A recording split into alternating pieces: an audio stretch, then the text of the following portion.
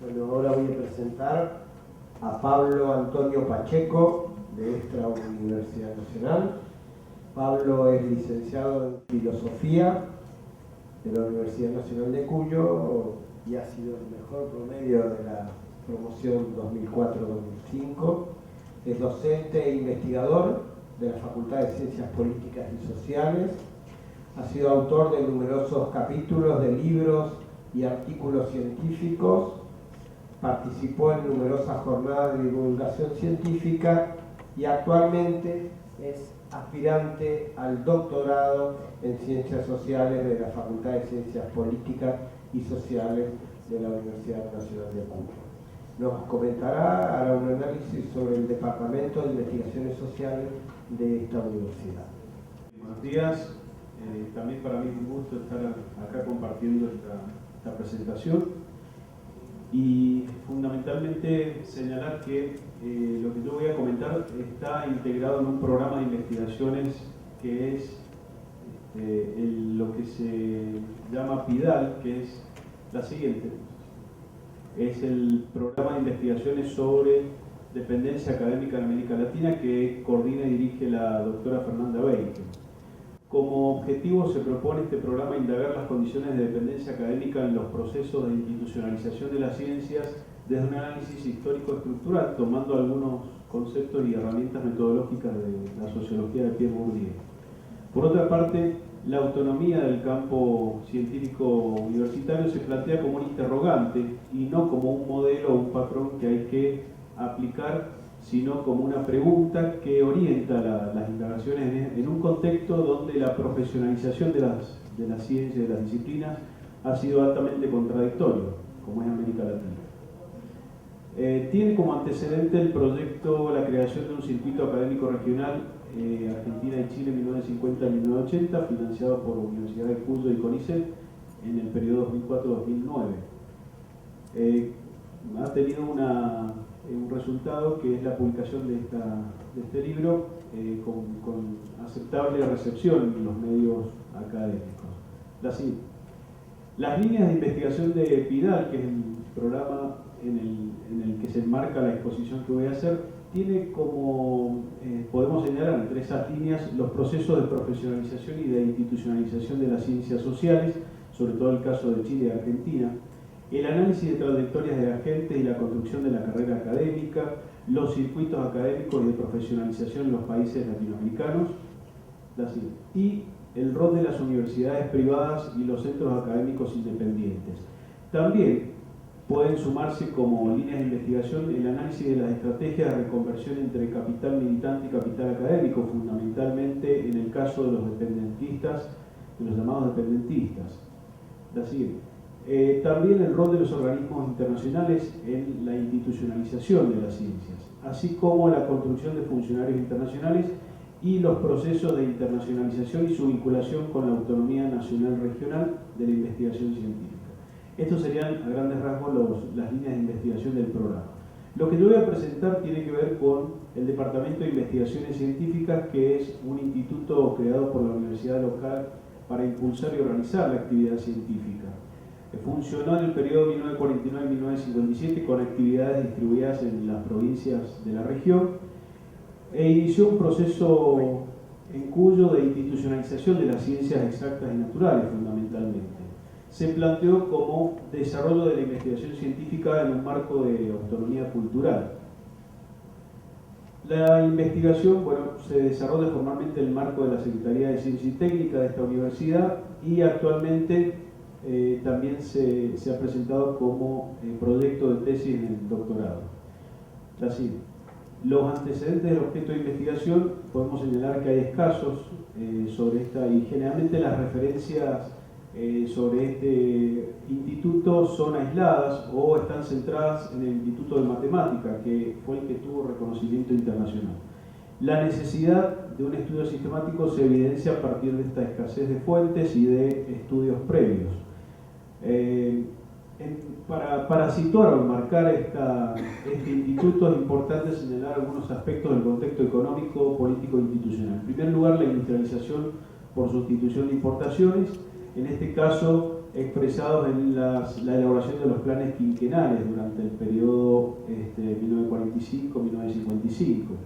La incidencia del contexto internacional de posguerra en las políticas científicas y tecnológicas, y también la modificación de las relaciones entre universidad, complejo científico-tecnológico y sector productivo bajo una doctrina que ha sido conocida como movilización industrial.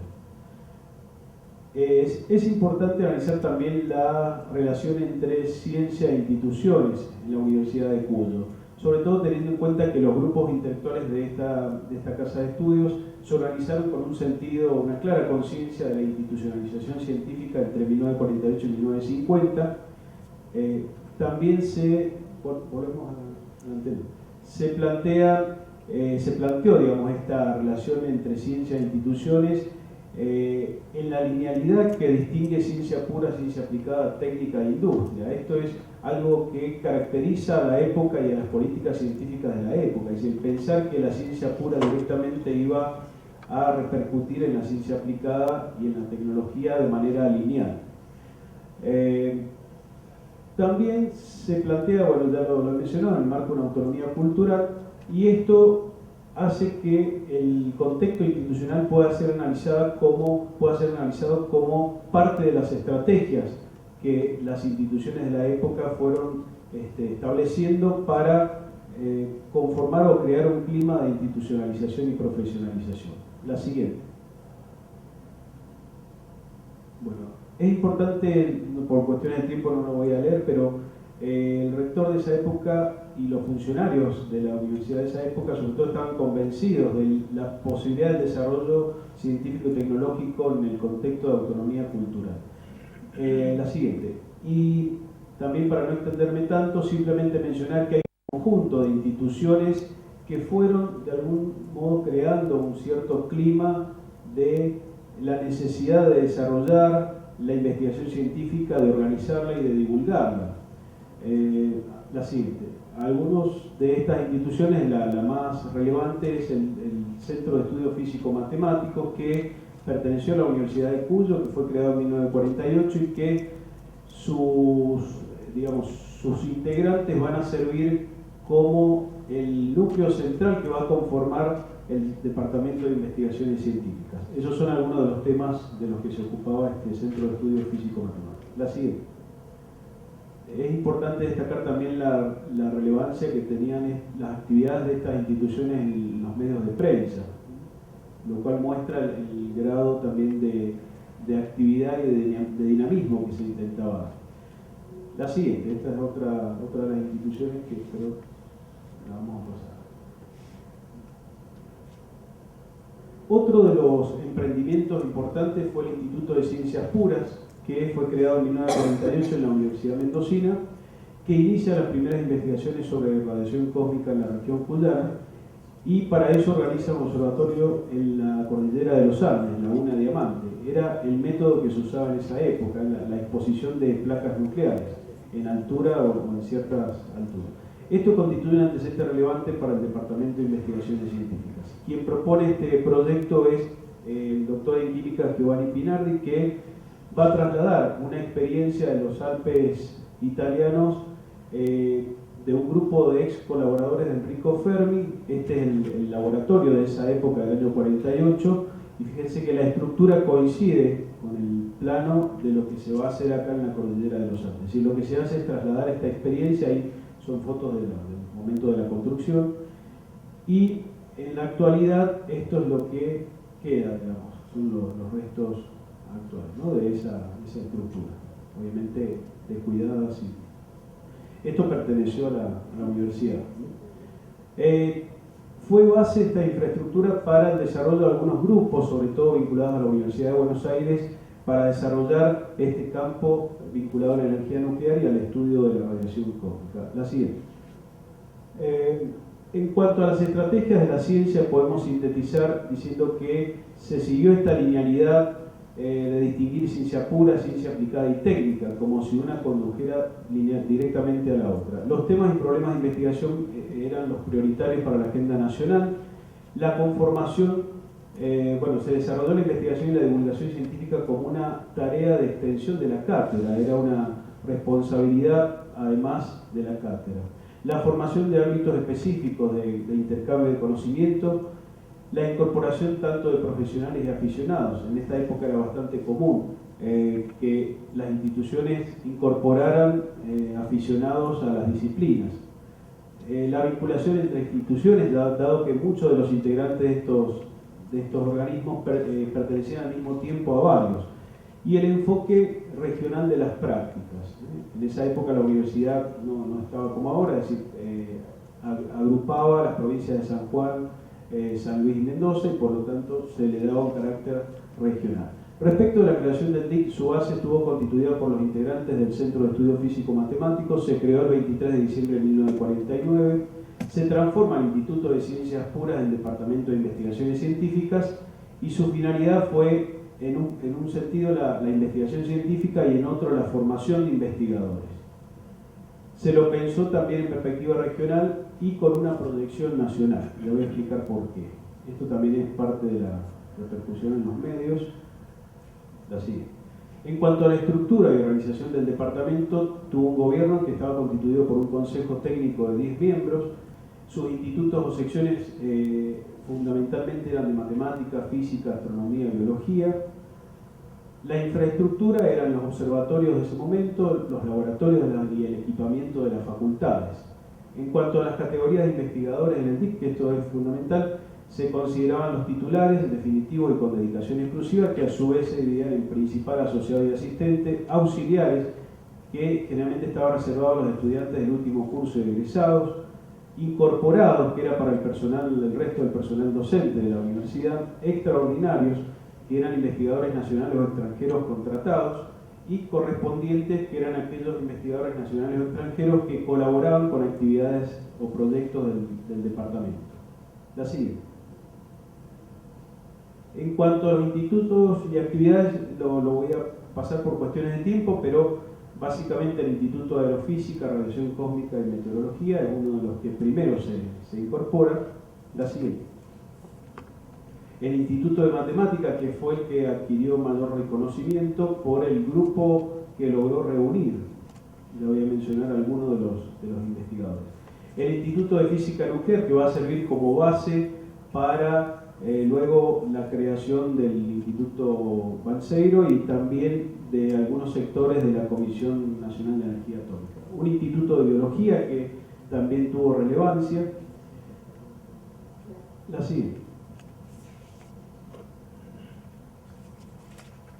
Y algunos de los investigadores, esto es lo interesante, en el área de aerofísica, rayos cósmicos, astronomía, bueno, Giovanni Pinardi, Walter Georgia, Arturo Corte, Juan J. Lissen, Carlos Chesco. En el área de matemática, este era el grupo más nutrido: Antonio Monteiro, Manuel Balanzat, Misha Kotler, Oscar Barzaki, que se mencionó más temprano, Gregorio Klimovsky, Jorge Bosch, Eduardo Sarantonello, Enrique Lo del Palumbo, Fausto Toranzo, bueno, entre otros. En la física nuclear, Otto Gamba, Walter Silman, que luego van a integrar la estructura de la Comisión de Energía Atómica. Y en el área de biología, Heinz Brugger, Adrián Ruiz Leal, Miguel Sey, Armando Pisanov, Fidel y Virgilio Roll. Son algunos de los integrantes. Publicaciones de este instituto, fundamentalmente dos: los Anales del DIC, que incorporaba trabajos de todas las secciones, la revista Matemática Cuyana, que eran trabajos del Instituto de Matemáticas.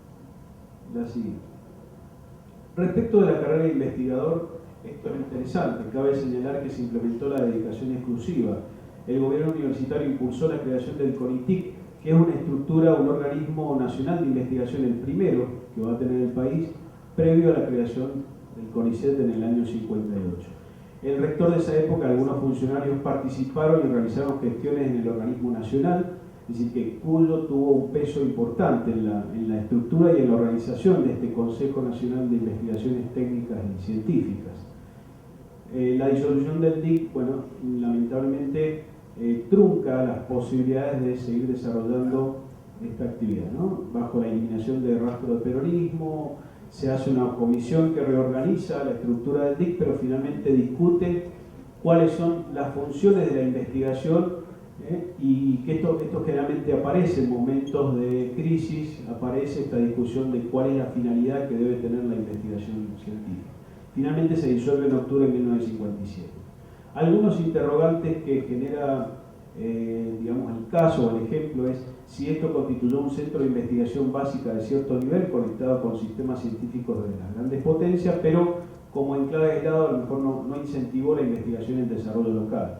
Si ilustra la conocida fracaso manía atribuida al desarrollo científico-tecnológico del país.